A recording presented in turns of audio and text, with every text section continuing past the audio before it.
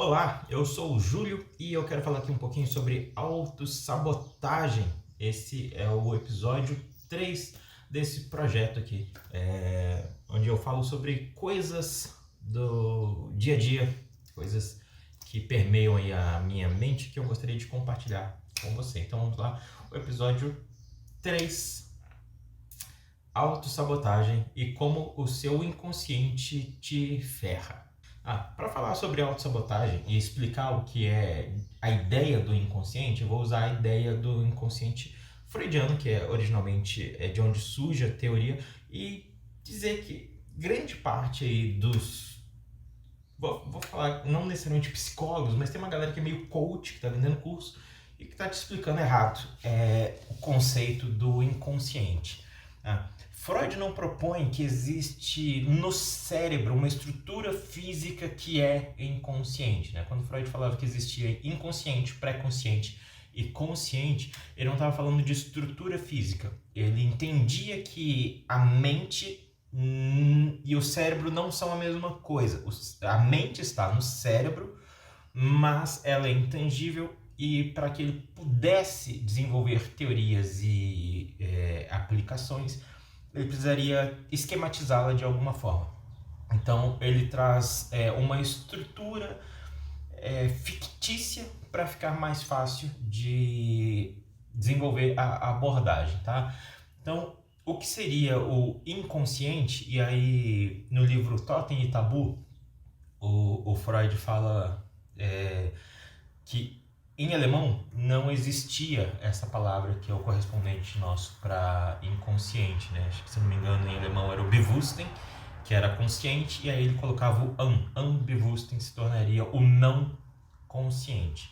E ele comenta que era fácil fazer aquilo no alemão porque não existia palavras correspondentes, mas que eventualmente em outros idiomas, onde já houvesse essa palavra e ela já viesse carregada de entendimentos prévios, poderia gerar uma determinada confusão na hora que fosse traduzido para outras línguas, outras culturas.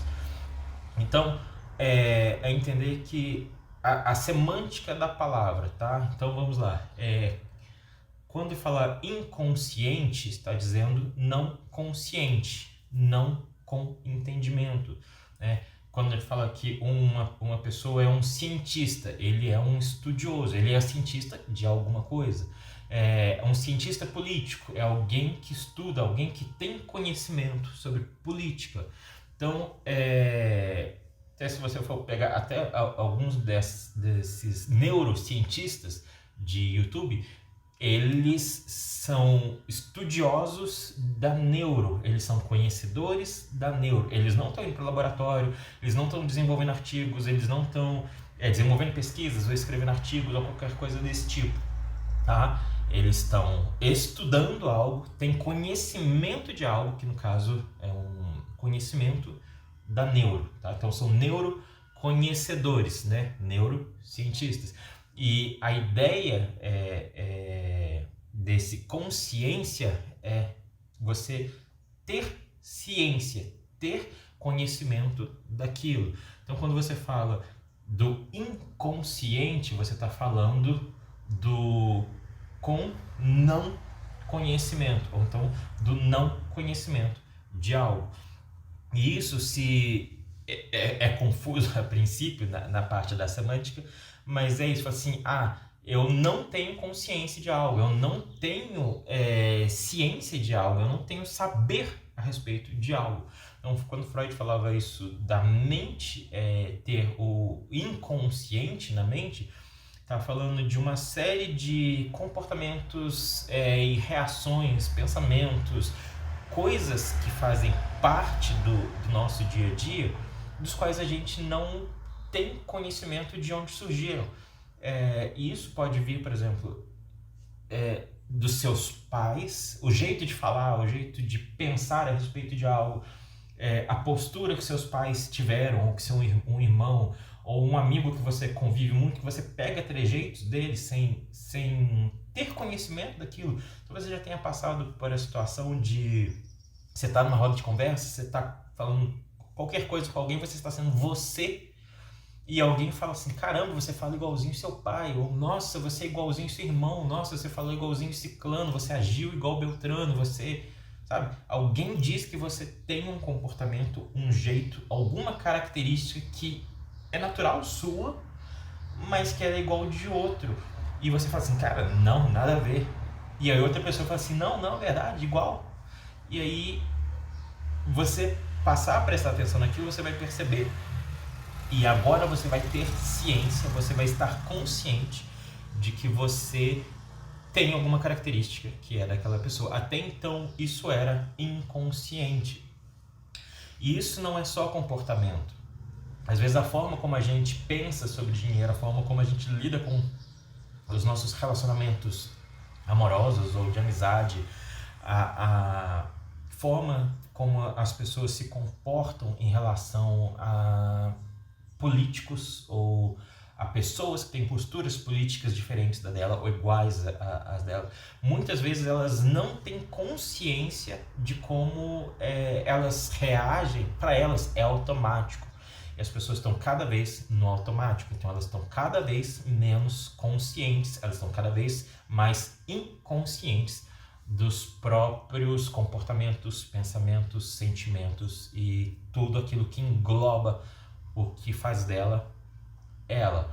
Então, trazendo aí uma fala do Jung, que eu sou mais junguiano do que freudiano, não sou freudiano na verdade, mas o Jung dizia que até você tornar o inconsciente em consciente, ele vai dominar a sua vida e você vai chamar isso de destino.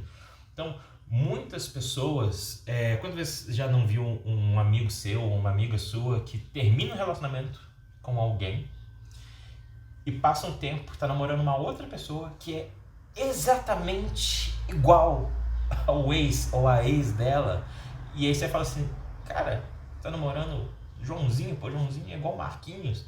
E a pessoa assim, não, são completamente diferentes, porque ela não tem sequer a consciência do que atrai ela em uma pessoa. Ela acaba se envolvendo com pessoas, tendo um padrão de vida, e aí eventualmente a mesma merda que Joãozinho fez, Marquinhos talvez vai fazer, porque é o mesmo padrão de pessoa, é o mesmo modus operandi de relacionamento que ela está estruturando, e provavelmente vai dar a mesma merda. E aí ela vai dizer, eu só atraio gente ruim, nossa, eu não tenho sorte no amor, eu não sei o que, o meu destino é esse. É isso que o Jung falava. Até você transformar o inconsciente, aquilo que você não tem consciência, naquilo que você tem consciência, isso aqui vai operar na sua vida, isso aqui vai fazer com que você tome escolhas, tenha relacionamentos, entre em empregos, entre em furadas que você não tem controle, porque é inconsciente, você não está ciente, você não tem um entendimento básico do que está motivando aquela escolha, aquela ação. Então, a autossabotagem, ela, na maior parte, ela vem desse processo do não estar ciente de um comportamento, não estar ciente de uma emoção, não estar ciente de um padrão. Tá? Então, a forma de você lidar com isso, e aí eu vou usar o exemplo da psicanálise, que muita gente fala que a psicanálise fica remoendo os problemas, isso faz mal. Um mau psicanalista pode ser que vá para esse caminho, mas a estrutura básica da psicanálise seria, primeiro, ok, o que está te incomodando? O que me incomoda é isso. Agora que sabemos o que, vamos entender o porquê. Por que isso te incomoda? E aí vai se buscar entender qual é a causa do incômodo, para que uma vez que se entenda o porquê aquilo te incomoda, trabalhar para que aquilo mude, aquele porquê sendo resolvido, o que já não acontece mais, ou pelo menos acontece menos. Tudo vai depender do que é o processo na vida da pessoa. Então, o processo de análise como um todo, e aí você pode fazer autoanálise, pode fazer o journaling, que é escrever no caderno seus pensamentos, suas emoções, o que pode até um certo ponto, pode te adiantar muito, mas eventualmente vão ter coisas que você não vai nem ter consciência de que te faz mal na vida. Outras coisas vão ser tão dolorosas e meio que o seu próprio cérebro vai te bloquear daquilo e não vai te deixar acessar, porque é incômodo e você não vai falar sobre aquilo, você vai começar a procrastinar, você vai fazer outra coisa, você vai largar aquilo para lá. É uma forma aí vou falar mente, porque até a própria ciência não tem ideia do que é a consciência exatamente, tá? Se você for fazer um estudo mais aprofundado sobre isso, você vai ver que não existe um consenso sobre isso, e mesmo Freud na época não afirmou que era consciência. Ele mesmo escreve em algum momento ali, sei lá, da consciência, entre parênteses, seja lá o que for isso.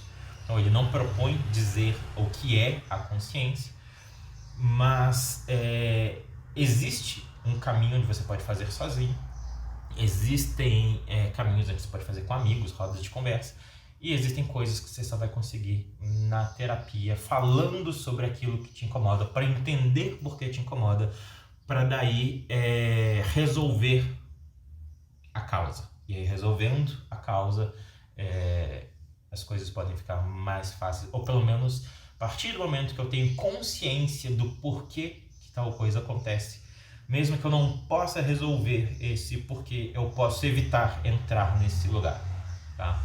Então, entrar nesse lugar que eu falo de um local emocional ou um local psicológico. Então, além da escrita, você pode conversar com um amigo a princípio e, eventualmente, à medida que você estiver preparado, você pode buscar uma terapia. Mas a autossabotagem, em grande parte, ela vai ser isso, ela vai ser resultado desses processos não conscientes que você carregou ao longo da sua vida e que estão te sacaneando de alguma forma, porque eles são como vírus num sistema. Você intelectualmente sabe uma coisa, intelectualmente você decide uma coisa, mas ali o seu organismo, há todo um processo que foi automatizado, e o inconsciente, quando Freud falava, isso, são esses processos automatizados aos quais a gente não tem conhecimento sobre eles. Eles vão se tornar procrastinação, eles vão se tornar fuga, eles vão se tornar, às vezes, vício, porque a gente não está 100% no controle da gente. E provavelmente a gente nunca vai estar 100% no controle e ciente de tudo que acontece com a gente. Mas você pode fazer esse scan em si mesmo através dessas microanálises por escrita, conversa com amigos e terapia, e ir se remodelando, porque não é só o que você faz, não é só o que você sente, não é só o comportamento que você tem, mas é a causa por trás dele, a razão por trás dele, tá? Então, existem casos, e aí eu não estou generalizando, existem casos onde saber o porquê não faz diferença.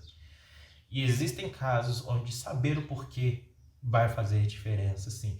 Porque em muitos casos você muda um comportamento, mas você não mudou a causa, você vai passar a ter um outro comportamento, tá?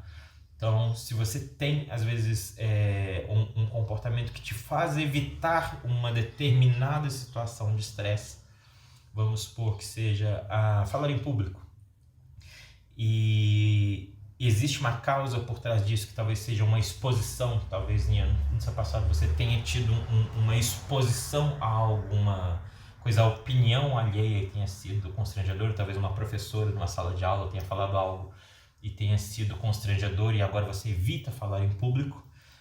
Talvez você resolve isso sem entender a causa, o core emocional daquilo. Você vai lá, faz um processo, passa a falar em público, mas o Freud falava do deslocamento. Então essa coisa que incomodou, ela ainda está aqui. Você resolveu por um lado, mas ainda existe aquela causa, ainda existe algo não resolvido e essa coisa pode se mover para outro lugar. Então você resolve no campo profissional e aí você pode começar a ter problemas no seu campo pessoal.